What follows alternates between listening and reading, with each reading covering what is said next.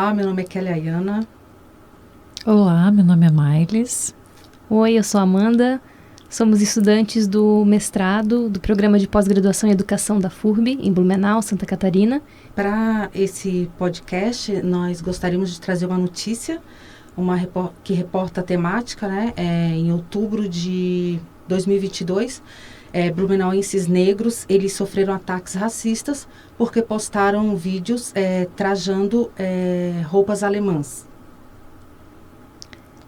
Então, o sul do país, ele é conhecido por esses episódios de racismo, né? Por mais que aconteça no Brasil inteiro, o sul, ele tem esse estigma. E Blumenau, então, tem essa festa, a Oktoberfest, que comemora, celebra, né, essas tradições alemãs. E nesse evento, então, aconteceu desse senhor negro postar um vídeo no TikTok trajando essa fantasia, de repente, né, do alemão colono, e sofreu ataques racistas, e o prefeito até postou um vídeo semelhante, também trajando esses trajes alemães típicos, né, ele e sua família brancos, e em defesa desse cidadão, dizendo que a festa é para celebrar a cultura, tem a ver com solidariedade e não com preconceitos, né? Então foi bem interessante essa posição, visto que a Oktoberfest ela é considerada a maior festa dessa tradição fora da Alemanha, e que vem pessoas do Brasil inteiro, do mundo inteiro. Então é um contexto bem diverso, né? De pessoas diversas comemorando. E esse episódio nos trouxe a reflexão de como trabalhar essa temática, né? A questão do racismo. E com isso nós pensamos uma forma de contribuir, de amenizar essa temática, indicarmos literaturas africanas. E com isso a gente resolveu listar trazer para vocês algumas autoras negras que tratam a temática do racismo. Isso. Eu sou professora de língua inglesa da educação básica no ensino médio em Blumenau. E a minha dica de leitura é a autora nigeriana Chimamanda Adichie, com o livro dela Hibisco Roxo, que foi publicado em 2003, a primeira vez. A tradução para o português foi em 2011. No qual a autora ela traz bastante temáticas importantes relacionadas à questão do preconceito, racismo, preconceito religioso, a questão da língua falada na Nigéria, que é a língua do colonizador, que é um país onde se fala a língua inglesa, né? E a Chimamanda atualmente mora nos Estados Unidos e foi onde que ela publicou esse livro.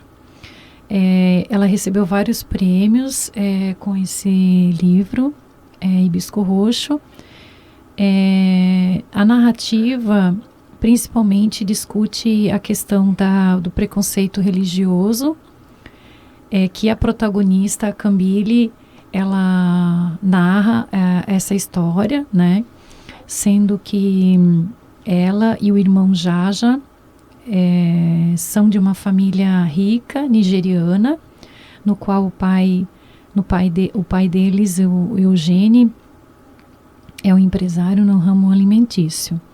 E nessa situação, na história dessa família, o pai Eugênio é um pai totalmente autoritário, que se converteu ao cristianismo na sua adolescência, na sua juventude. E de uma forma muito autoritária, ele age, né, com a família em relação aos preceitos cristãos que precisam ser seguidos, fazendo com que seja um ambiente totalmente atmosfera de medo e de silêncio, cercada por silêncios. Em contraponto, o Eugênio, ele é conhecido na comunidade como uma figura exemplar, né, em relação a forma como ele age em relação ao jornal, que ele também é dono de um jornal, e ele dá voz ao grupo as pessoas que são contra a ditadura, né? Porque ele se passa na década de 70, meados de 70 e 80, onde que a Nigéria passa por uma ditadura militar, e esse mesmo pai opressor em relação à esposa e filhos, né, que os filhos estão na idade da adolescência, Camille está em torno de 15 anos, já é um pouco mais novo, e ele age de forma totalmente contrária como ele representa para a sociedade, né, e para as pessoas que convivem com ele. E nesse descrever, né, de personagens complexos é que essa trama toda se desenvolve. E o mais curioso é que ele pode ser extremamente no sentido de dar voz, né, a pessoas que vão contra esse governo ditatorial. Ao mesmo tempo ele silencia seus filhos e sua esposa em forma de violências que na realidade deixa eles totalmente indefesos, né? Então não vou dar spoiler aqui da história do final do filme, né? Mas é uma indicação e é um livro que já foi traduzido para vários outros idiomas, porque teve um número de vendas de cópias grande, né? E é muito lido. Atualmente é um dos romances de mais destaque da nigeriana Chimamanda. A minha indicação de leitura é de uma autora negra, africana, a Tsitsi Dangabarenga, de Zimbábue. Ela é uma autora feminista, romancista, ativista, idealizadora de alguns projetos e apoiam mulheres que fazem cinema. E o seu romance de estreia é Condições Nervosas. Ele foi o primeiro livro a ser publicado em inglês por uma mulher negra em 1988 e ele é um clássico da literatura africana. A leitura desse livro ela é interessante porque ela traz fatores e discussões pertinentes ao machismo, ao idealismo e às religiões. E também é uma literatura que foi indicada como uma das melhores do século XX e como uma das mais importantes. E um spoiler, né, desse livro, eu achei muito fantástico, é que ele é escrito por uma mulher, mas a introdução dela começa: não lamentei quando meu irmão morreu. Então é uma frase instigante, dita por uma mulher, que nos traz a reflexão, né, de todo um contexto. Então fica a dica dessa leitura, Condições Nervosas. O livro que eu escolhi para conversar com vocês, para indicar, é da autora Paulina Chiziane. Ela é uma mulher negra de Moçambique. E Moçambique, diferente de Zimbábue e da Nigéria, foi colonizada por Portugal. Então, o idioma oficial é português, né? As obras dela, então, não são traduzidas. No Brasil, não precisa. E o contexto, ele é basicamente igual, né? Então, é um país... Moçambique é um país que foi colonizado, teve sua independência somente na década de 70, né? E sofreu basicamente os processos que o Brasil também sofreu, né? De colonização e de independência. Mas diferentemente do Brasil, Moçambique teve que lutar com armas, com sangue, né? Luta nesse sentido mesmo para se tornar independente. E tiveram muitas marcas de todo esse processo de independência na literatura. A Paulina Chiziane, ela vai tratar, como as outras autoras, das questões de racismo, né, em decorrência da relação que as populações nativas tiveram com os colonizadores, né?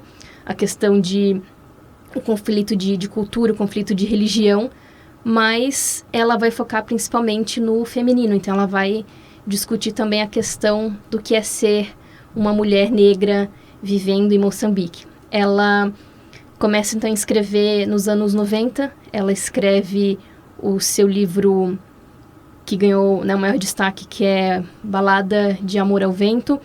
E ela é considerada a primeira escritora de romance de Moçambique. Mas ela não gosta muito desse título, ela diz que ela não se considera romancista, ela se considera uma contadora de histórias. E essas histórias que ela conta, então, são histórias que ela viveu, histórias que ela ouviu. Então, traz essa verossimilhança para as histórias que ela conta. E o livro que eu escolhi, na verdade, é o Niket, que é... O subtítulo é Uma História de Amor e Poligamia, e da Poligamia. Então, é um livro que vai contar, né, principalmente a história da Rami, que descobre que o marido dela, Tony, tem outra família, né, outras esposas, outras famílias, e no primeiro momento ela fica chateada, ela fica triste, né, ela pensa, o que eu faço da minha vida agora? E depois ela começa a pensar por que ele tem outra família, né, o que levou ele a isso. E o interessante é que ela vai conhecer, vai, né, atrás dessas outras mulheres do Tony para descobrir o que tem nelas, né? Então ela vai fazer essa discussão, principalmente de machismo, da condição da mulher, né? Tendo em vista que é um homem com várias mulheres e não uma mulher com vários homens. Então tem essa reflexão também. E principalmente sobre poligamia, né? Sobre monogamia. No Brasil, a poligamia ela é crime, né? A gente não pode ter mais de uma mulher ou mais de um marido. Mas no contexto de Moçambique, de repente, né, é diferente, só lendo para saber. E ela vai, então, refletir o que a gente pode refletir também como consequência da colonização, né, da imposição dos portugueses ou de Portugal dessa religião cristã num país africano que tinha, né, provavelmente diversos povos com diversas religiões, e como a religião cristã ela é monogâmica, né? E é uma discussão, uma reflexão muito interessante.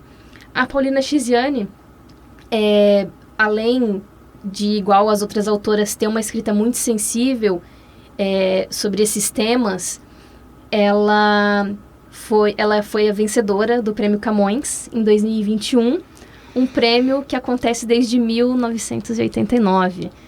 Então, ela é a primeira mulher negra a vencer esse prêmio, né? Só esse fato já leva a gente a refletir sobre prêmios, sobre literatura, sobre a negritude nesse espaço, né, de literatura. E como é importante, eu acredito, assim, sem querer, né, sendo muito humilde, né, como é importante um episódio como o que a gente está fazendo, tendo em vista a notícia que a gente leu, né, do nosso contexto local, mas que a gente sabe que são situações que acontecem no Brasil inteiro, no mundo inteiro. Ainda, né, o racismo ele é presente assim como o Silvio de Almeida falou, né, escreveu, o racismo ele é estrutural, o racismo ele está presente no nosso dia a dia. E eu como professora também de português, né, formada em letras, que ensina literatura, eu acredito que por meio da literatura, dessas obras literárias, que elas podem tanto ser fictícias com elementos do cotidiano, quanto relatos, né, do nosso dia a dia, a gente pode conhecer outras culturas e desenvolver empatia, né, e de repente, por mais que o racismo seja estrutural, a gente tem que dar passos conforme as nossas pernas, né? E eu acredito que a literatura é um dos meios para a gente combater aos poucos esse tipo de preconceito. E também nos aproximar, né, de situações que às vezes nós não estamos vivenciando, né? E com isso a gente acredita que por meio da leitura a gente pode mudar o nosso modo de pensar e de refletir e de ver a vida através de outros viés, né? Às vezes a gente está tão atento ao nosso dia a dia que a gente não consegue perceber. E essas literaturas, essas leituras, esses autores despertam em nós esse interesse por conhecer um pouco o outro lado, né? Não apenas o lado que estamos inseridos, o contexto que vivemos, mas outras histórias que às vezes não temos a oportunidade de estarmos em loco, mas por meio de um livro, a gente consegue ter acesso a todo esse contexto que às vezes é desprezado e menosprezado, né? Então, a gente aposta muito na leitura e nós recomendamos esses livros porque eles trazem uma discussão interessante sobre a temática. Então, tá bom. Muito obrigada por ouvir esse episódio. Espero que vocês vão correndo comprar os livros, fazer as leituras, fazer as reflexões a partir desse episódio. E obrigado por nos assistir. Tchau. Tchau. Tchau, muito obrigada.